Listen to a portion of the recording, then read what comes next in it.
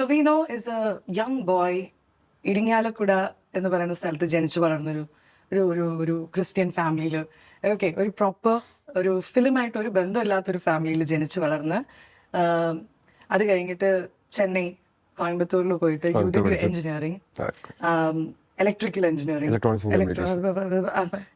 Accept ചെയ്യടാ.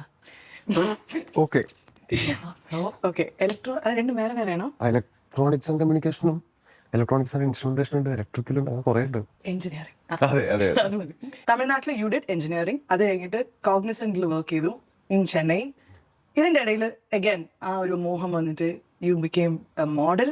പ്രഭുവിന്റെ മക്കളിൽ യു ഡിഡ് യുവർ ഡെബ്യൂ, പിന്നെ AD ആയിട്ട് വർക്ക് ചെയ്തു. അതായത് ജനിച്ചപ്പോ തൊട്ടേ ഈ മൂവിയുടെ അടുത്തേക്ക് ഇങ്ങനെ ഒരു വലിവുണ്ടായിരുന്നു. So my question to is, സിനിമ റിലേറ്റഡ് ആയിട്ട് ഒന്നുമില്ല സിനിമയിൽ, ലൈക്ക് ഫാമിലിയിൽ, how did you come into movie? എപ്പോഴാണ് സിനിമ ഇത്ര ഒരു ഹരമായിട്ട് തോന്നിയ ഒരു മൊമെന്റ്? വീട്ടിൽ ഭയങ്കര സിനിമ കാണുന്ന ആൾക്കാരാണ്, നല്ലപോലെ സിനിമ കാണുന്ന ആൾക്കാരാണ്.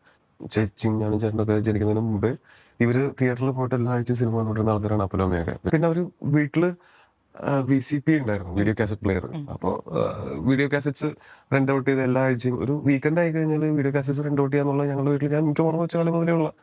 അപ്പൊ അങ്ങനെ വരുന്ന സമയത്ത് 1-2 വീഡിയോ കാസറ്റ് ഉണ്ടാവും. ഈ വെള്ളിയാഴ്ച എടുക്കും, എന്നിട്ട് തിങ്കളാഴ്ച തിരിച്ചു കൊടുക്കുള്ളൂ. അപ്പൊ നമുക്ക് ശനി ഞായറും കൂടി ഇരുന്ന് കാണാം. അത് കഴിഞ്ഞ് പിറ്റേ ദിവസം രാവിലെ നമുക്ക് വേറെ പരിപാടിയൊന്നും ഇല്ല, ഇന്നത്തെ പോലെ കുറെ ചാനലൊന്നും ഇല്ലല്ലോ. അപ്പൊ ഇത് റീടെലികാസ്റ്റ് ഉണ്ടാവും പിറ്റേ ദിവസം, ചിലപ്പോൾ 1-2 പ്രാവശ്യം കണ്ടിട്ട്. അതേപോലെ തന്നെ നമ്മുടെ ഫാമിലിയിൽ ഒരു കല്യാണം ഒക്കെ കഴിഞ്ഞാൽ ഈ ചെറുക്കനും പെണ്ണും കൂടിയിട്ട് ആ ഫാമിലിയിലെ ആൾക്കാരെയൊക്കെ സിനിമ കാണിക്കാൻ കൊണ്ടുപോകുക എന്ന് പറയുന്നത് ഒരു കസ്റ്റം പോലെ, ഒരു ചടങ്ങ് പോലെ ഉണ്ട്. അതുണ്ട് അത്.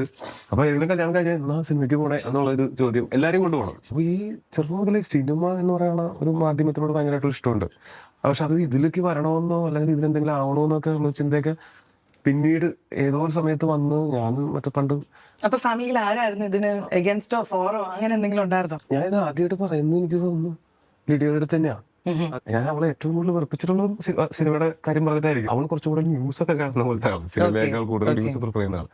അപ്പൊ അവളോട് എന്നെ ഏറ്റവും കൂടുതൽ വെറുപ്പിച്ചിട്ടുള്ളത് ഈ സിനിമയുടെ കാര്യം പറഞ്ഞിട്ട്. സിനിമയിലെ ശരിക്കും അങ്ങനെ എന്തെങ്കിലും ഇൻട്രസ്റ്റ് ഉണ്ടോ, അങ്ങനെ എന്തെങ്കിലും ഇൻട്രസ്റ്റ് ഉണ്ടോ?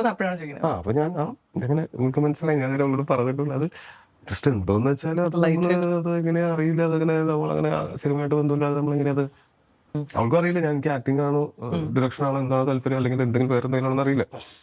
അന്ന് ഇത്ര മാത്രം സിനിമയിലേക്ക് ടെക്നിക്കൽ ഫീൽഡിലേക്കാണെങ്കിലും ഒക്കെ വരുന്നത് ഇതിനേക്കാളും പാടായിരുന്നു അഭിനയിക്കാൻ വരുന്നതും. ഇപ്പോൾ അത്രയും റിസീവിംഗ് ആയിരുന്നു അന്ന് എനിക്ക് അറിയില്ല. അത് കാരണം ഞാൻ ഭയങ്കര കൺഫ്യൂസ്ഡ് ആയിരുന്ന സമയത്ത്. പക്ഷെ ഇത് പറഞ്ഞപ്പോഴാണ് അത് ശ്രമിച്ചു നോക്കാം.